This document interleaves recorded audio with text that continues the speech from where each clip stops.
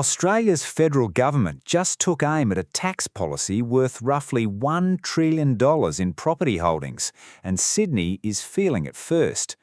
Property values in some suburbs have already started softening, rental listings have tightened, and investors are making moves right now that are reshaping the market faster than most people expected.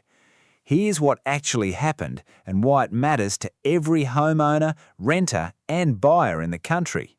Quick one before we get into it. If you follow the Australian property market and want breakdowns like this every week, hit subscribe. No fluff, no hype, just the numbers and what they actually mean. Takes 2 seconds. Now let's go. Let's start with the basics, because this story only makes sense if you understand what negative gearing actually does. When a landlord's rental income is lower than the costs of owning the property, the mortgage, the maintenance, the fees, that loss gets deducted from their total taxable income. So, if you're earning $180,000 a year and losing $20,000 on an investment property, you only pay income tax on $160,000. That's the deal. And for decades, it's been a major reason why so many Australians, not just the wealthy, have poured money into property. According to the Australian Tax Office, roughly 1.3 million Australians claimed negative gearing deductions in a recent financial year. The total value of those deductions runs into the tens of billions annually, and the combined value of negatively geared properties across the country is estimated to be well over $1 trillion. Sydney holds the largest share of that. CoreLogic data has consistently shown Sydney as the city with the highest concentration of investor-owned properties in the country. When the federal government flagged changes to negative gearing and the capital gains tax discount, which currently lets investors pay tax on only half their profit when they sell, Sydney absorbed the news harder than anywhere else. The proposed changes would limit negative gearing to newly built homes only and reduce the capital gains discount from 50% to 25%. The government framed it as a housing affordability measure, the idea being that investors would stop competing with first home buyers for existing properties. But here's where the story gets complicated and a little messy. Within weeks of the announcement, real estate agents across Sydney started reporting a clear shift in inquiry patterns. Agencies operating across the Inner West, the Lower North Shore, and Western Sydney said investor inquiries for established homes dropped noticeably in the first quarter of 2025.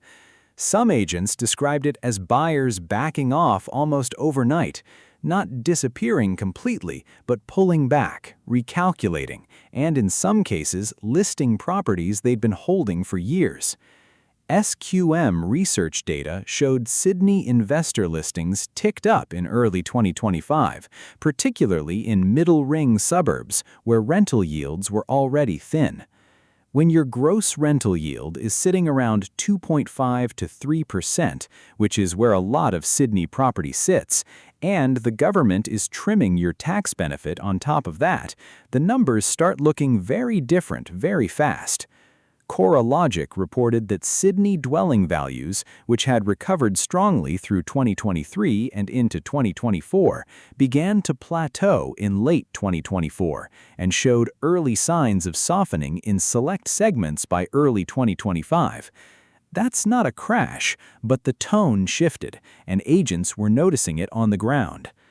The Property Investment Professionals of Australia warned publicly that pulling back negative gearing on established homes would reduce rental supply at exactly the wrong time. Their argument is straightforward. If investors exit or stop buying, fewer rentals are available, and rents go up. The people the policy was meant to help could end up worse off in the short term. On the other side, economists at the Grattan Institute have argued for years that negative gearing inflates prices and disproportionately benefits high-income earners. Their modeling suggested winding it back would eventually cool prices and open the door for more first-home buyers.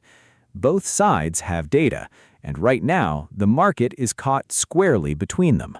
Here's the part that hits renters the hardest, and it's already showing up in the numbers. Sydney's rental vacancy rate has been sitting below 1% for much of the past 2 years, according to Domain's rental reports. That is an extremely tight market. In early 2025, median weekly rents for houses in Greater Sydney were tracking above $750 per week. Units were sitting around $600 to $650 per week across many inner suburbs, up significantly from 2022 levels. Now, layer investor uncertainty on top of that. If landlords who are already running thin margins decide to sell rather than hold, and some are, those properties don't simply free up. A sold rental either becomes owner-occupied or gets relisted, sometimes at a higher rent to justify the new purchase price under current market conditions.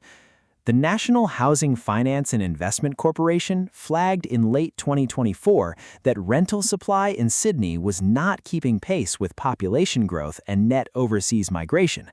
Australia's immigration intake has remained high, and Sydney absorbs a significant share of new arrivals who typically rent before they buy. So you've got high demand, constrained supply, and policy uncertainty all hitting at the same time.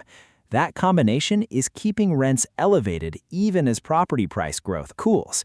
Renters aren't feeling relief yet, even though investors are clearly nervous.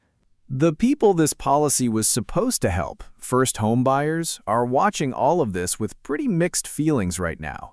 Fewer investors competing for entry-level homes sounds like good news on paper, and there is some early data behind it. PropTrack reported that first homebuyer activity picked up modestly in late 2024 compared to the same period in 2023, particularly in outer Sydney suburbs where prices are more accessible. But affordability is still brutal by any historical measure. The median house price across Greater Sydney sits above $1.4 million as of early 2025, according to CoreLogic. Even with some softening in certain segments, the average first home buyer is still looking at a deposit requirement that takes years to build, especially while paying the rents that are currently on the table. The federal government's Help to Buy shared equity scheme was designed to run alongside the negative gearing changes as part of a broader affordability push. But the scheme has income and property price caps that lock out a large portion of Sydney buyers. So the policy package makes sense in theory. In practice, Sydney's market is expensive enough that the relief is limited for a lot of people trying to get in. Real estate economists have been consistent on this. Supply is the core problem. Changing who buys existing homes doesn't add a single new dwelling to the market, and until supply moves, affordability doesn't either. As of mid-2025, Sydney's property market is in a holding pattern, and that's unusual for a city that spent most of the past decade only moving in one direction. Auction clearance rates, which were consistently above 70% through much of 2023 and early 2024, have pulled back into the mid to high 60s. That's still a functioning market, but it's softer. Days on market have extended. Vendors who priced aggressively earlier in the year have had to come back down. The big question hanging over everything is timing. The policy changes aren't fully legislated yet as of this recording, and the political fight is ongoing. The opposition has signaled it would reverse the changes if elected. That uncertainty alone is affecting investor decision-making. Some are sitting on their hands waiting to see how it plays out before committing either way. Meanwhile, construction costs remain elevated. New dwelling approvals in New South Wales have been running below the levels needed to address the housing shortfall identified by both state and federal planners. The government's national target of 1.2 million new homes over 5 years is widely seen as a stretch given current build rates. So the picture right now is this. Investor confidence has wobbled. Rents are still high, first homebuyer access has nudged forward but not dramatically, and supply remains the underlying constraint that no tax change alone can solve. Everyone is watching what the next 12 months do to this equation, and no one has a clean answer yet. What's different now is that the government actually moved on it, and Sydney is the real-time test case for what happens next. The numbers will tell the story over the next year. Right now, no one is sure which way they land.